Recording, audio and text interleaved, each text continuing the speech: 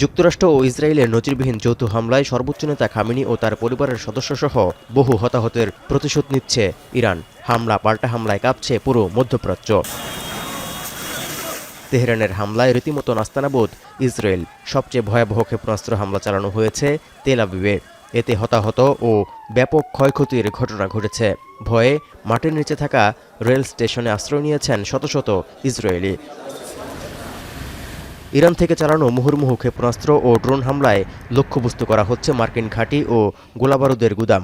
এরই মধ্যে কাতার, সংযুক্ত আরব আমিরাত, কুয়েত, বাহরাইন, জর্ডান, সৌদি আরব এবং ইরাক সহ মধ্যপ্রাচ্যে থাকা ২৭টি মার্কিন ঘাঁটি এবং ইসরায়েলের সামরিক স্থাপনা লক্ষ্যবস্তু করে হামলার দাবি আইআরজিসির।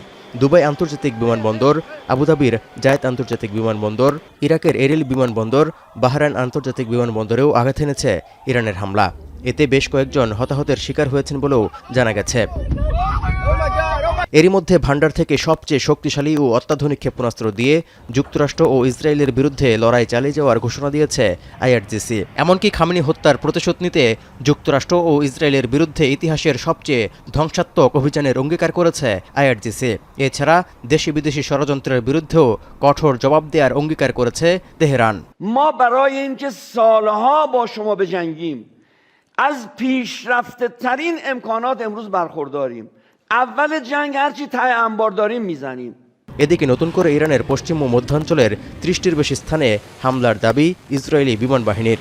লক্ষ্য পুরোপুরি অর্জন না হওয়া পর্যন্ত ইরানে বিমান প্রতিরক্ষা স্থাপনা, ক্ষেপণাস্ত্র স্থাপনা, সামরিক সদর দপ্তর এবং গুরুত্বপূর্ণ সরকারি লক্ষ্যবস্তুতে হামলা অব্যাহত রাখার হুমকি দিয়েছে ইসরায়েল।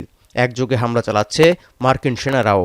এমনকি ইরানের বিরুদ্ধে হামলা অব্যাহত রেখে দেশটির বর্তমান শাসনতন্ত্র পতনের ইঙ্গিত দিয়েছেন ট্রাম্প। এদিকে জাতিসংঘের নিরাপত্তা পরিষদের জরুরি বৈঠক থেকে অবিলম্বে যুদ্ধবিরতি চুক্তিতে রাজি হওয়ার আহ্বান জানিয়েছে মহাসচিব আন্তোনিও গুতেরেস। কোনো উস্কানি ছাড়াই যুদ্ধ চাপিয়ে দেয়ায় নিজেদের আত্মরক্ষার অধিকার নিয়ে কথা বলেছে জাতিসংঘে নিযুক্ত ইরানের রাষ্ট্রদূত। আর বৈঠকেও ইরানে হামলা চালিয়ে যাওয়ার হুঁশিয়ারি দিয়েছে ইসরায়েলি রাষ্ট্রদূত। তৌহিদুর রহমান, এখন বিশ্ব। শিয়া বাটার ও ভিটামিন ই সমৃদ্ধ লিলি বিউটি সোপ, তারুণ্যময় উজ্জ্বল ত্বকের জন্য।